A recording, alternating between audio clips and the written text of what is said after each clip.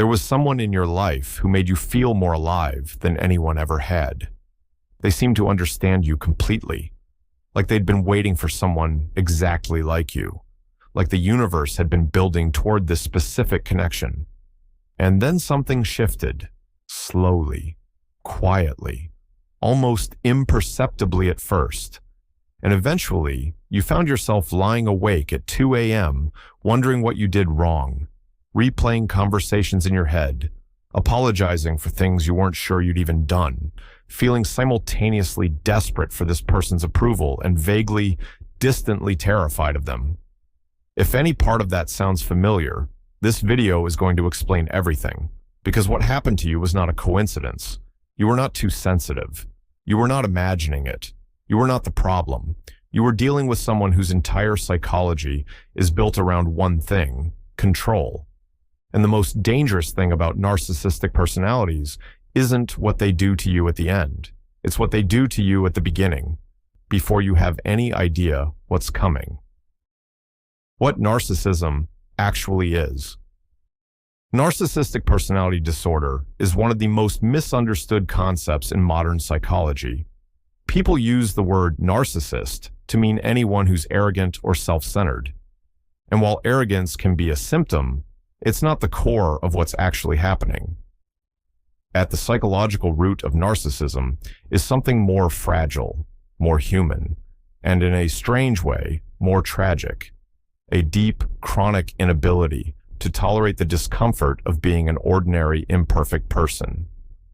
Most people with narcissistic traits were, at some formative point in their life, taught, directly or indirectly, that their value was entirely conditional, that love was performance-based, that they were only acceptable if they were exceptional, so they built a structure around themselves, a false self, a character that is brilliant, special, uniquely gifted, and deserving of constant admiration.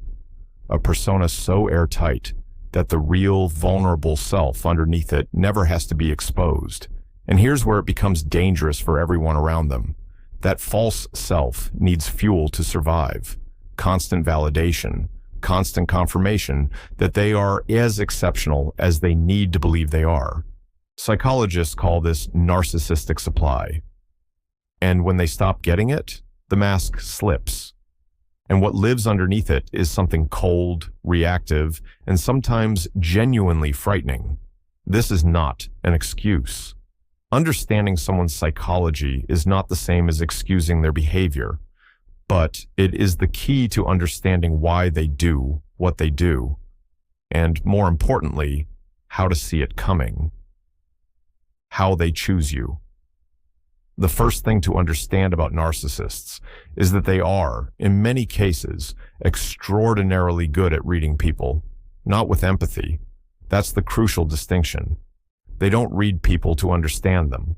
They read people to identify what they can extract from them, what you need, what you fear, what you're searching for, what wound is still open. Empathic people, people with a strong need for connection, people who carry unresolved abandonment wounds, people who were trained in childhood to manage someone else's emotional states. These are the people narcissists are drawn to like a compass to magnetic north. Because empathic people are extraordinarily good at making someone feel understood, at tolerating difficult behavior, at prioritizing someone else's needs over their own, at interpreting cruelty as pain and finding reasons to stay. You weren't chosen because something was wrong with you. You were chosen because something was right with you. Because you had qualities, warmth, loyalty, emotional intelligence, an enormous capacity for love that are genuinely rare, that could sustain another person through almost anything. The tragedy is that those qualities in the wrong hands don't create partnership, they create fuel. Love bombing. Love bombing is the practice of overwhelming a target with affection, attention, and adoration in the early stages of a relationship. Texts that come in waves, all day, every day. Compliments that feel almost too perfect, as if this person somehow knows exactly what you've always needed to hear. The sense that they see you in a way no one ever has. Grand gestures, deep conversations that go until 3 in the morning. A pace of intimacy so fast, it feels like you've known this person your entire life. And the thing is, it feels real. It feels like the most real thing that's ever happened to you. Because love bombing isn't about deception in the moment. In the moment, the narcissist often believes it too. The beginning of a new relationship genuinely provides the kind of intense, narcissistic supply that temporarily quiets the emptiness inside them. They feel high on you, and that makes you feel high on them. But this phase is not about love. It's about acquisition. The purpose of love bombing is to bypass your defenses, to accelerate emotional bonding at a pace that would never happen naturally, to create a level of attachment, of dependency, before you know who this person actually is. By the time the real person starts to emerge, your nervous system is already bonded. Your brain has already classified this person as essential. And here's the neurological reality of that. The human brain responds to love bombing the same way it responds to intermittent reinforcement, the same psychological mechanism that makes gambling addictive. The highs are so extraordinary that the brain wires itself to pursue them, even when the lows become painful, even when the pattern becomes clear. Which brings us to the shift. Devaluation and the mask. The shift doesn't happen overnight. It starts with small things, a comment that's a little too sharp, a moment of coldness that doesn't quite fit, an eye roll, a dismissal of something you care about, and then an apology that comes just quickly enough to make you wonder if you were overreacting. This is the devaluation phase, and it is a masterclass in psychological destabilization. The intermittent reinforcement that began in love bombing continues, but now the dynamic inverts. Instead of constant highs with occasional dips, the pattern becomes occasional highs in a sea of coldness, criticism, and confusion.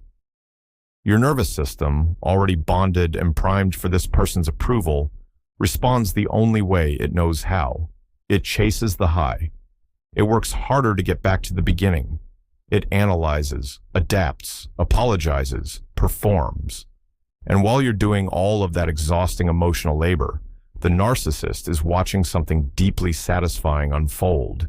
Their control over you is being established. Then comes the gaslighting. Gaslighting is not simply lying. It is a systematic pattern of behavior designed to make another person doubt their own perception of reality. That never happened. You're too sensitive. You're imagining things. No one else has a problem with me. Why do you? Over time, this erodes the target's confidence in their own mind, their own memory, their own judgment, and a person who doesn't trust their own perceptions is extraordinarily easy to control. By this stage, many people are trapped in something psychologists call a trauma bond, an attachment formed under conditions of cyclical abuse and reward that can be more powerful than any healthy bond they've ever experienced. The 7 early warning signs. Here is what you need to know before you're ever in a position to be hurt. 1. They make you feel uniquely understood in an unnaturally short amount of time. Real intimacy builds slowly. When someone seems to completely get you within days or weeks, when the connection feels almost supernaturally perfect, your nervous system should be curious, not just enchanted. 2.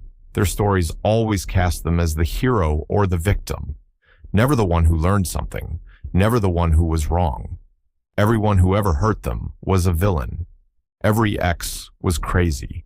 Every former friend was toxic. If no one in someone's life has ever deserved a full complex portrait, that's a pattern worth noticing. 3. They react to ordinary criticism with disproportionate hostility or complete shutdown. A healthy ego can tolerate being wrong. A false self cannot. Watch how someone responds when even small pieces of feedback are offered. The reaction will tell you more than any conversation ever could. 4. They subtly compete with your accomplishments rather than celebrating them. Your success makes them nervous. So they either redirect their own, diminish yours, or find a way to be the real hero of your story. 5. They test your boundaries in small ways early on, then gauge your response, showing up without asking, making a joke that lands just a bit too close, borrowing something without quite getting permission. These are tests of how much they can take from you without consequence. 6. The people who know them longest tend to have the most complicated relationships with them. New people are always wonderful, always amazed. The long-term ones carry something in their eyes. Listen to what the long-term ones don't say. Sign 7. You feel vaguely, inexplicably tired after spending time with them, even when nothing obviously wrong happened, even when it was, on paper, a good interaction. Your nervous system often knows before your conscious mind does. Trust the fatigue. Here is the most important thing. If you have been through narcissistic abuse, if any of this has described your experience, the confusion, the self-doubt, the exhaustion, the desperate love for someone who hurt you, that is not a character flaw. That is the predictable result of a predictable psychological process being run on a human brain that was designed for connection, not combat. You were not naive. You were not stupid. You were not weak. You were a person with a real capacity for love. And someone chose to use that as an entry point. The way forward isn't to become harder, to close off, to stop trusting. The way forward is to become specific, to know what you're looking for, to trust slow love over fast certainty, to listen to the fatigue, to notice the stories, to watch the reactions. Because narcissists are remarkably consistent. The pattern almost never changes. And once you can see the pattern, you'll see it before it can see you. Don't forget to subscribe, like, and press the bell button for more psychological videos like this.